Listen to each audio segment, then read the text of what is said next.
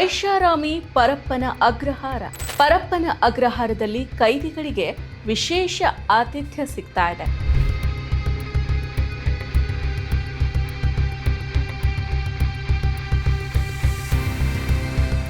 Viral ಆಗಿರೋ ಈ ವಿಡಿಯೋಗಳಲ್ಲಿ ಏನೇನಿದೆ ಈ ವಿಡಿಯೋ ನೋಡಿ. ನಮಸ್ಕಾರ, ATN.comಗೆ ಸ್ವಾಗತ. ನಾನು ಸಪನ. ಅಪರಾಧವನ್ನು ಎಸಗಿದ ಅಪರಾಧಿಗಳಿಗೆ ಕಠಿಣ ಶಿಕ್ಷೆ ಆಗಬೇಕು ಅಂತ ಜೈಲುವಾಸ ಶಿಕ್ಷೆಯನ್ನು ನ್ಯಾಯಾಲಯ ವಿಧಿಸಿ ಜೈಲಿಗೆ ಕಳಿಸುತ್ತೆ. ಕಾನೂನು ಬಾಹಿರ ಕೃತ್ಯಗಳನ್ನು ಮಾಡಿದ ವ್ಯಕ್ತಿಯನ್ನು ಸ್ವಾತಂತ್ರ್ಯದಿಂದ ವಂಚಿತಗೊಳಿಸಿ ಕಾರಾಗೃಹದಲ್ಲಿ ನಿರ್ದಿಷ್ಟ ಅವಧಿಗೆ ಅಥವಾ ಜೀವಾವಧಿ ಶಿಕ್ಷೆಯನ್ನು ವಿಧಿಸಲಾಗುತ್ತೆ. ಜೈಲುವಾಸ ಕೇವಲ ಶಿಕ್ಷೆ ಅಲ್ಲ, ಇದು ಸಮಾಜದ ಸುರಕ್ಷತೆ ಮತ್ತು ನ್ಯಾಯದ ಭಾಗನೂ ಕೂಡ ಆಗಿದೆ.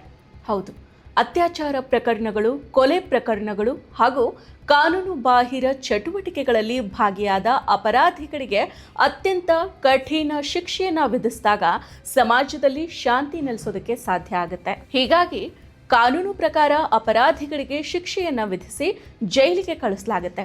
ಆದರೆ ಜೈಲಿಗೆ ತೆರಳಿದ ಅತ್ಯಾಚಾರಿ ಅಪರಾಧಿಗಳಿಗೆ, ಕೊಲೆ ಅಪರಾಧಿಗಳಿಗೆ, ಭಯೋತ್ಪಾದಕರಿಗೆ ವಿಶೇಷ ಆತಿಥ್ಯ ಸಿಗ್ತಾ ಇದೆ. ಹೌದು, ಜೈಲುವಾಸ ಶಿಕ್ಷೆ ತಪ್ಪು ಮಾಡಿದವರಿಗೆ ಕಾನೂನು ಬಾಹಿರ ಚಟುವಟಿಕೆಗಳನ್ನು ನಿರ್ಬಂಧಿಸುವುದರ ಜೊತೆಗೆ ಆ ವ್ಯಕ್ತಿಯನ್ನು ಸುಧಾರಣೆಗೆ ತರೋದು, ಆ ಕಠಿಣ ಶಿಕ್ಷೆಗಳಿಂದ ಸಮಾಜದಲ್ಲಿ ಶಾಂತಿ ನೆಲೆಸುವಂತೆ ಮಾಡೋದು, ತಪ್ಪಿಗೆ ಶಿಕ್ಷೆಯನ್ನು ಅನುಭವಿಸುವಂತೆ ಮಾಡಿ ಸಂತ್ರಸ್ತರಿಗೆ ನ್ಯಾಯವನ್ನು ಒದಗಿಸೋದಾಗಿದೆ. ಆದರೆ ಕೆಲವು ಜೈಲುಗಳಲ್ಲಿ ಅಪರಾಧಿಗಳನ್ನು ಶಿಕ್ಷಿಸದೆ ಅವರನ್ನು ಸತ್ಕರಿಸಲಾಗ್ತಾ ಇದೆ. ವಿಶೇಷವಾಗಿ VIP ಜೈಲು ಅಂತ ಹೆಸರುವಾಸಿಯಾಗಿರೋ ಬೆಂಗಳೂರಿನ ಹೃದಯ ಭಾಗದಲ್ಲಿರೋ ಪರಪ್ಪನ ಅಗ್ರಹಾರ ಭಾರತದ ಅತಿ ದೊಡ್ಡ ಜೈಲುಗಳಲ್ಲಿ ಇದು ಕೂಡ ಒಂದಾಗಿದೆ. 1995ರಲ್ಲಿ ಸ್ಥಾಪಿತವಾದ ಈ ಜೈಲು 4000ಕ್ಕೂ ಹೆಚ್ಚು ಕೈದಿಗಳನ್ನು ಹೊಂದೋ ಸಾಮರ್ಥ್ಯವನ್ನು ಹೊಂದಿದೆ. ಆದರೆ ಪ್ರಸ್ತುತ ಸಾಮರ್ಥ್ಯವನ್ನು ಮೀರಿ ಹೆಚ್ಚುವರಿ ಕೈದಿಗಳನ್ನು ಈ ಪರಪ್ಪನ ಅಗ್ರಹಾರ ಜೈಲು ಹೊಂದಿದೆ. ಅಪರಾಧಿಗಳಿಗೆ ಶಿಕ್ಷೆಯನ್ನು ವಿಧಿಸಬೇಕಾದ ಜೈಲಾಗಿರುತ್ತೆ. ಅಪರಾಧಿಗಳ ಪಾಲಿಗೆ ಪಾರ್ಟಿ ಹಾಲ್, ಕ್ಲಬ್, ರೆಸ್ಟೋರೆಂಟ್ ಆಗಿ ಮಾರ್ಪಟ್ಟುಬಿಟ್ಟಿದೆ.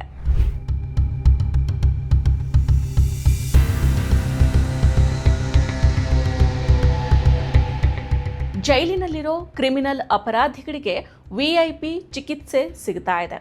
ಒಟ್ಟಿನಲ್ಲಿ ಹೇಳಬೇಕಂದ್ರೆ ಪರಪ್ಪನ ಅಗ್ರಹಾರ ಅಪರಾಧಿಗಳ ಪಾಲಿಗೆ ಐಷಾರಾಮಿ ಹೋಟೆಲ್ ಆಗಿ ಬದಲಾಗಿದೆ.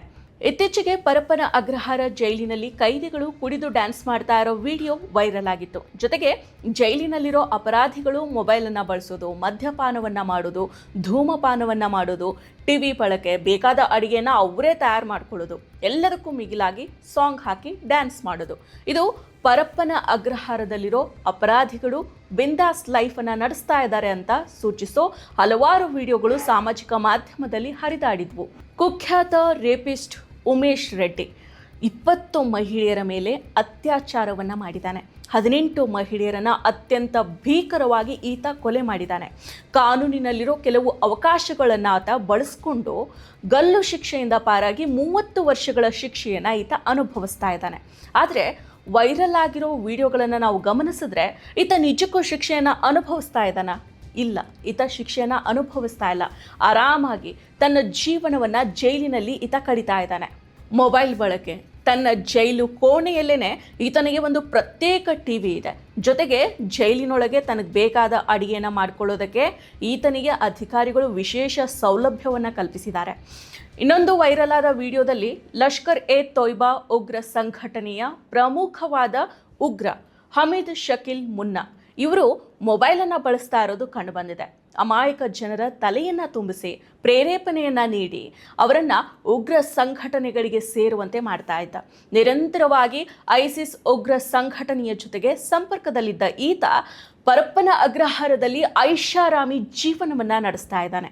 ಇನ್ನು ವೈರಲ್ ಆಗಿರೋ ಮತ್ತೊಂದು ವಿಡಿಯೋದಲ್ಲಿ ಬ್ಯಾರಕ್ನ ಕೊಠಡಿಯಲ್ಲಿ 10ರಿಂದ 15 ಮಂದಿ ವಿಚಾರಣಾಧೀನ ಕೈದಿಗಳು ಮದ್ಯದ ಬಾಟ್ಲಿಯನ್ನು ಹಿಡಿದು ನೃತ್ಯವನ್ನು ಮಾಡ್ತಾ ಇರೋದು ನೀವು ಈ ವಿಡಿಯೋದಲ್ಲಿ ಗಮನಿಸಬಹುದು. ಜೈಲಿನಲ್ಲಿ ಮೋಜು ಮಸ್ತಿಯನ್ನು ಮಾಡ್ತಾ ಇರೋ 1 ನಿಮಿಷ 44 ಸೆಕೆಂಡಿನ ವಿಡಿಯೋ ಇದಾಗಿದೆ. ಗೋಲ್ಡ್ ಸ್ಮಗ್ಲಿಂಗ್ ಕೇಸ್ನಲ್ಲಿ ಬಂಧನ ಆಗಿರೋ ರನ್ಯಾ ರಾವ್ ಅವರ ಗೆಳೆಯ ತೆಲುಗು ಸಿನಿಮಾ ನಟ ತರುಣ್ ರಾಜ್ ಕೂಡ ಜೈಲಿನಲ್ಲಿ ಬಿಂದಾಸ್ ಆಗಿ ಬದುಕ್ತಾ ಇದ್ದಾರೆ. ಮೊಬೈಲ್ ಜೊತೆಗೆ ಟಿವಿ ಸೌಲಭ್ಯವನ್ನ ಕಲ್ಪಿಸಿರೋದು ವೈರಲ್ ಆಗಿರೋ ವಿಡಿಯೋದಿಂದ ಗೊತ್ತಾಗಿದೆ. ಸಜಾ ಕೈದಿ ಪ್ಯಾಟ್ರಿಕ್ ಟೀಮ್ನಿಂದಾನೇ ಮೋಜು ಮಸ್ತಿ ನಡೆದಿದೆ. ಹೀಗಾಗಿ ಪ್ಯಾಟ್ರಿಕ್ ಟೀಮ್ ವಿರುದ್ಧ ಕೇಸ್ ದಾಖಲಾಗಿದೆ ಅಂತ ತಿಳಿದು ಬಂದಿದೆ. ಒಟ್ಟಿನಲ್ಲಿ ಕೈದಿಗಳ ರಾಜ್ಯಾತಿಥ್ಯಕ್ಕೆ ಹೆಸರುವಾಸಿಯಾಗಿರೋ ಪರಪ್ಪನ ಅಗ್ರಹಾರ ಜೈಲಿನ ಅಧಿಕಾರಿಗಳಿಗೆ, ಸಿಬ್ಬಂದಿಗೆ ಈಗ ನಿಜಕ್ಕೂ ಸಂಕಷ್ಟ ಎದುರಾಗಿದೆ. ಈ ವಿಡಿಯೋಗಳು ವೈರಲ್ ಆದ ಹಿನ್ನೆಲೆ ಪರಪ್ಪನ ಅಗ್ರಹಾರದ ಸುತ್ತ ಸದ್ಯ ರಾಜ್ಯದಲ್ಲಿ ಚರ್ಚೆ ನಡೀತಾ ಇದೆ. ಜೈಲಿನ ಹೈಫೈ ಲೈಫ್ನ ವಿಡಿಯೋಗಳು ದಿನಕ್ಕೊಂದರಂತೆ ರಿವೀಲ್ ಆಗ್ತಾ ಇದ್ದಂತೆಯೇ ಜೈಲಿನ ಇಬ್ಬರು ಅಧಿಕಾರಿಗಳ ತಲೆ ದಂಡ ಆಗಿದೆ. ಹಾಗೆಯೇ ಓರ್ವ ಅಧಿಕಾರಿಯ ವರ್ಗಾವಣೆ ಕೂಡ ಆಗಿದೆ. ಕಾರಾಗೃಹದಲ್ಲಿ ಕೈದಿಗಳಿಗೆ ವಿಶೇಷ ಸೌಲಭ್ಯ, ಮೊಬೈಲ್ ಬಳಕೆಗೆ ಅವಕಾಶ ನೀಡಿದ್ದ ಕಾರಣ ಕಾರಾಗೃಹ ಮುಖ್ಯ ಅಧೀಕ್ಷಕ ಸುರೇಶ್ ಅವರನ್ನ ತಕ್ಷಣಕ್ಕೆ ಎತ್ತಂಗಡಿ ಮಾಡಿರೋ ಸರ್ಕಾರ ಕರ್ತವ್ಯ ಲೋಪ ಆರೋಪದಲ್ಲಿ ಕಾರಾಗೃಹ ಸೂಪರಿಂಟೆಂಡೆಂಟ್ ಇಮಾಮ್ ಸಾಬ್ ಮ್ಯಾಗೇರಿ ಮತ್ತು ಸಹಾಯಕ ಅಧೀಕ್ಷಕ ಅಶೋಕ್ ಭಜಂತ್ರಿಯನ್ನ ಸಸ್ಪೆಂಡ್ ಮಾಡಲಾಗಿದೆ. ಗೃಹ ಸಚಿವ ಡಾಕ್ಟರ್ ಜಿ ಪರಮೇಶ್ವರ್ ಕಾರಾಗೃಹ ಇಲಾಖೆ ಎಡಿಜಿಪಿ ಬಿ ದಯಾನಂದ್ ಅವರ ಅನುಪಸ್ಥಿತಿಯಲ್ಲೇನೆ ಹಿರಿಯ ಪೊಲೀಸ್ ಅಧಿಕಾರಿಗಳ ಸಭೆಯನ್ನ ಮಾಡಿದ್ದಾರೆ. ವೈರಲ್ ಆಗಿರೋ ಫೋಟೋ, ವಿಡಿಯೋಗಳನ್ನು ತೋರಿಸಿ ಜೈಲು ಅಧಿಕಾರಿಗಳನ್ನ ತರಾಟೆಗೆ ತೆಗೆದುಕೊಂಡಿದ್ದಾರೆ. ಜೈಲಿನೊಳಗೆ ಕೈದಿಗಳು ಮೋಜು ಮಸ್ತಿಯನ್ನ ಮಾಡ್ತಾ ಇದ್ದಾರೆ ಅಂದ್ರೆ ಏನರ್ಥ? ಸಿಬ್ಬಂದಿಗಳು ಏನ್ ಮಾಡ್ತಾ ಇದ್ದಾರೆ? ಕೈದಿಗಳಿಗೆ ಮೊಬೈಲ್ ನೀಡಿದವರು ಯಾರು ಅಂತ ಪ್ರಶ್ನೆ ಮಾಡಿ ತರಾಟೆಗೆ ತೆಗೆದುಕೊಂಡಿದ್ದಾರೆ. ಇನ್ನು ಈಗ ಸಾಮಾಜಿಕ ಮಾಧ್ಯಮದಲ್ಲಿ ಹರಿದಾಡ್ತಾ ಇರೋ ವಿಡಿಯೋಗಳು 2023ರಲ್ಲಿ ಆಗಿರುವಂಥದ್ದು. ನಿನ್ನೆ ಮೊನ್ನೆ ಆಗಿರೋ ವಿಡಿಯೋಗಳಲ್ಲ ಅಂತ ಮಾಧ್ಯಮಗೋಷ್ಠಿಯಲ್ಲಿ ಗೃಹ ಸಚಿವರು ತಿಳಿಸಿದ್ದಾರೆ. ಇನ್ನು ಕಾರಾಗೃಹದ ಮುಖ್ಯ ಸೂಪರಿಂಟೆಂಡೆಂಟ್ ಜಾಗಕ್ಕೆ ಇದೇ ಮೊದಲ ಬಾರಿಗೆ IPS ಅಧಿಕಾರಿ ಅಂಶುಕುಮಾರ್ ಅವರನ್ನ ನೇಮಕ ಮಾಡಿ ಸರ್ಕಾರ ಆದೇಶವನ್ನ ಹೊರಡಿಸಿದೆ. ನನ್ನ ಫೇವರೇಟ್ ನಂದಿನಿ ಚೀಸ್, ಈಗ ಎಲ್ಲರ ಫೇವರೇಟ್ ನಂದಿನಿ ಚೀಸ್. ಇನ್ನು ಈ ಪ್ರಕರಣದ ತನಿಖೆಯ ಕುರಿತು ಕಾನೂನು ಸುವ್ಯವಸ್ಥೆ ಎಡಿಜಿಪಿ ಹಿತೇಂದ್ರ ಅವರು ಮುಖ್ಯಸ್ಥರಾಗಿರೋ ಉನ್ನತ ಮಟ್ಟದ ಸಮಿತಿಯನ್ನ ರಚನೆ ಮಾಡಲಾಗಿದೆ. ಈ ತಂಡದ ಸದಸ್ಯರಾಗಿ IGP ಸಂದೀಪ್ ಪಾಟೀಲ್, ಎಸ್ಪಿಗಳಾದ ಅಮರನಾಥ್ ರೆಡ್ಡಿ, CB ರಿಷಂತ್ ಇದ್ದಾರೆ. ಈ ಕುರಿತು 1 ತಿಂಗಳ ಒಳಗಾಗಿ ವರದಿಯನ್ನ ಸಲ್ಲಿಸುವಂತೆ ಸೂಚನೆಯನ್ನ ನೀಡಲಾಗಿದೆ. ಏಕಾಏಕಿ ಸಾಮಾಜಿಕ ಮಾಧ್ಯಮದಲ್ಲಿ ಹರಿದಾಡ್ತಾ ಇರೋ ಈ ವಿಡಿಯೋಗಳನ್ನ ದರ್ಶನ್ ತಂಡದ ಸದಸ್ಯರಿಂದಾನೇ ಹರಿಬಿಟ್ಟಿರೋದಾಗಿ ಅನುಮಾನ ಕೂಡ ವ್ಯಕ್ತ ಆಗಿದೆ. ಈ ಅನುಮಾನದಡಿ ದರ್ಶನ್ ಆಪ್ತ ಧನ್ವೀರ್ ಅವರನ್ನ CCB ಪೊಲೀಸರು ವಿಚಾರಣೆಯನ್ನ ನಡೆಸಿದ್ದಾರೆ.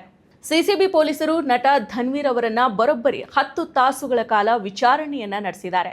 ಸದ್ಯ ದರ್ಶನ್ ಅವರು ಚಿತ್ರದುರ್ಗದ ರೇಣುಕಾಸ್ವಾಮಿ ಕೊಲೆ ಪ್ರಕರಣದಲ್ಲಿ ಆರೋಪಿಯಾಗಿ ಜೈಲನ್ನ ಸೇರಿದ್ದಾರೆ. ಜೈಲಿನಲ್ಲಿ ಮೂಲ ಸೌಕರ್ಯಗಳು ಇಲ್ಲದೆ ಪರಿತಪಿಸ್ತಾ ಇದ್ದಾರೆ. ಇತ್ತೀಚೆಗೆ ಜೈಲಾಧಿಕಾರಿಗಳು ಹಾಸಿಗೆ ದಿಂಬನ್ನ ಕೊಡ್ತಾ ಇಲ್ಲ ಅಂತ ಕೋರ್ಟ್ ಮೆಟ್ಟಿಲೇರಿದ್ರು. ಅಲ್ಲಿಯೂ ಕೂಡ ದರ್ಶನ್ ಅವರಿಗೆ ಸಂಪೂರ್ಣವಾಗಿ ಹಿನ್ನಡೆ ಆಗಿತ್ತು.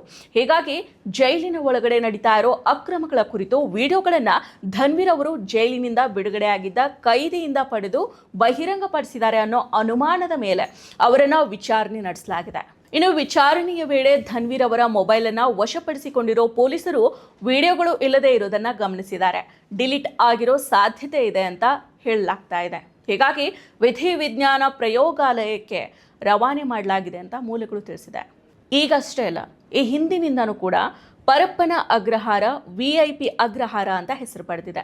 ಈ ಹಿಂದೆ ಮಾಜಿ CM ಜಯಲಲಿತಾ ಅಕ್ರಮ ಆಸ್ತಿ ಗಳಿಕೆ ಪ್ರಕರಣದಲ್ಲಿ VK ಶಶಿಕಲಾ ಹಾಗೂ ಇಳವರಸಿ 4 ವರ್ಷಗಳ ಕಾಲ ಪರಪ್ಪನ ಅಗ್ರಹಾರ ಜೈಲಿನಲ್ಲಿ ಸೆರೆವಾಸವನ್ನ ಅನುಭವಿಸಿದ್ರು. ಜೈಲು ಶಿಕ್ಷೆಯ ವೇಳೆ ಇವರಿಬ್ಬರು ಅಧಿಕಾರಿಗಳಿಗೆ 2 ಕೋಟಿ ರೂಪಾಯಿ ಲಂಚವನ್ನ ನೀಡಿ ಶಾಪಿಂಗ್ಗೆ ಅಂತ ಈ ಇಬ್ಬರು ಜೈಲಿನಿಂದ ಹೊರಬಂದಿದ್ರು. ಇಷ್ಟೇ ಅಲ್ಲ, ಜೈಲಿನಲ್ಲಿ ಐಷಾರಾಮಿ ಸೌಲಭ್ಯಗಳನ್ನ ಪಡೆದಿದ್ರು ಅಂತ ಆರೋಪ ಇದೆ. ಇನ್ನು ಇತ್ತೀಚೆಗೆ ಪರಪ್ಪನ ಅಗ್ರಹಾರ ಕೇಂದ್ರ ಕಾರಾಗೃಹದಲ್ಲಿ ನಟ ದರ್ಶನ್ ಅವರಿಗೆ ರಾಜ್ಯಾತಿಥ್ಯ ನೀಡಲಾಗ್ತಾ ಇದೆ ಅನ್ನೋ ದೊಡ್ಡ ಸುದ್ದಿ ದೊಡ್ಡ ಮಟ್ಟದಲ್ಲಿ ಕೇಳಿಬಂದಿತ್ತು. ಹೀಗಾಗಿ ಇವರನ್ನ ಬಳ್ಳಾರಿ ಜೈಲಿಗೆ ಸ್ಥಳಾಂತರ ಮಾಡಲಾಗಿತ್ತು. ದರ್ಶನ್ ರಾಜ್ಯಾತಿಥ್ಯ ಕೇಸ್ ಬಳಿಕ ಸೆಂಟ್ರಲ್ ಜೈಲಿನಲ್ಲಿ 26 ಮೊಬೈಲ್ಗಳು ಪತ್ತೆ ಆಗಿದ್ವು. ಜೈಲಿನಲ್ಲಿ ಕಾನೂನು ಬಾಹಿರವಾಗಿ ಕೈದಿಗಳಿಗೆ ಸೌಲಭ್ಯವನ್ನ ಕಲ್ಪಿಸುವುದಕ್ಕೆ ನಟ ದರ್ಶನ್ ಪ್ರಕರಣದಲ್ಲಿ ಸುಪ್ರೀಂ ಕೋರ್ಟ್ ಛೀಮಾರಿಯನ್ನ ಹಾಕಿತ್ತು. ಇದಾದ ನಂತರ ಇಂತಹ ಪ್ರಕರಣಗಳು ಬೆಳಕಿಗೆ ಬಂದಿರೋದು ಕಾರಾಗೃಹ ಆಡಳಿತ ವ್ಯವಸ್ಥೆಯ ಬಗ್ಗೆ ಪ್ರಶ್ನೆಗಳನ್ನ ಹುಟ್ಟುಹಾಕುತ್ತೆ. ಬಹಿರಂಗವಾದ 5 ವಿಡಿಯೋಗಳ ಪೈಕಿ ಒಂದನ್ನ ಮಾತ್ರ 2022ರಲ್ಲಿ ಚಿತ್ರೀಕರಿಸಲಾಗಿದೆ. ಇನ್ನುಳಿದವು ಇತ್ತೀಚಿನ ದಿನಗಳಲ್ಲಿ ಚಿತ್ರೀಕರಿಸಿದ ವಿಡಿಯೋಗಳಾಗಿವೆ ಅಂತ ತಿಳಿದು ಬಂದಿದೆ. ವಿಡಿಯೋಗಳ ಬಿಡುಗಡೆ ಹಿಂದಿನ ಕೈವಾಡದ ಕುರಿತು ಇಲಾಖೆ ತನಿಖೆಯನ್ನು ನಡೆಸ್ತಾ ಇದೆ. ಪರಪ್ಪನ ಅಗ್ರಹಾರ ಜೈಲು ಒಂದು ಕಡೆ ಅಪರಾಧಿಗಳಿಗೆ ಶಿಕ್ಷೆಯನ್ನು ವಿಧಿಸುವಲ್ಲಿ ಸಂಪೂರ್ಣವಾಗಿ ವಿಫಲ ಆದರೆ, ಮತ್ತೊಂದು ಕಡೆ ಭ್ರಷ್ಟಾಚಾರ ತಾಂಡವವಾಡ್ತಾ ಇದೆ. ಪರಪ್ಪನ ಅಗ್ರಹಾರ ಜೈಲಿನ ಈ ವಿವಾದ ಭಾರತದ ಜೈಲು ವ್ಯವಸ್ಥೆಯ ಆಳವಾದ ಸಮಸ್ಯೆಗಳನ್ನು, ಭ್ರಷ್ಟಾಚಾರ, ಸುರಕ್ಷತಾ ಲೋಪ ಹಾಗೂ ಸಮಾನತೆಯ ಕೊರತೆಯನ್ನು ಎತ್ತಿ ತೋರಿಸುತ್ತೆ. ಐಷಾರಾಮಿ ಸೌಕರ್ಯಗಳಿಂದ ಶಿಕ್ಷೆ ಮತ್ತು ಜೈಲು ಅನ್ನೋದು ಪಿಕ್ನಿಕ್ ಸ್ಪಾಟ್ನಂತಾಗಿದೆ. ಜೈಲುಗಳು ಶಿಕ್ಷೆಯನ್ನು ಶಿಕ್ಷೆಯಾಗಿಯೇ ಕಟ್ಟುನಿಟ್ಟಾಗಿ ಜಾರಿಗೊಳಿಸಬೇಕು. ಇದು ಜೈಲುಗಳ ಆದ್ಯ ಕರ್ತವ್ಯನೂ ಕೂಡ ಹೌದು. ಮತ್ತಷ್ಟು ವಿಶೇಷ ವಿಡಿಯೋಗಳನ್ನು ನೋಡಲು ಮತ್ತು ಹೊಸ ವಿಡಿಯೋಗಳ ಬಗ್ಗೆ ತಿಳಿಯಲು ಈ ದಿನ .com ಯೂಟ್ಯೂಬ್ ಚಾನೆಲ್ ಸಬ್ಸ್ಕ್ರೈಬ್ ಮಾಡಿ ಮತ್ತು ಬೆಲ್ ಐಕಾನ್ ಕ್ಲಿಕ್ ಮಾಡಿ.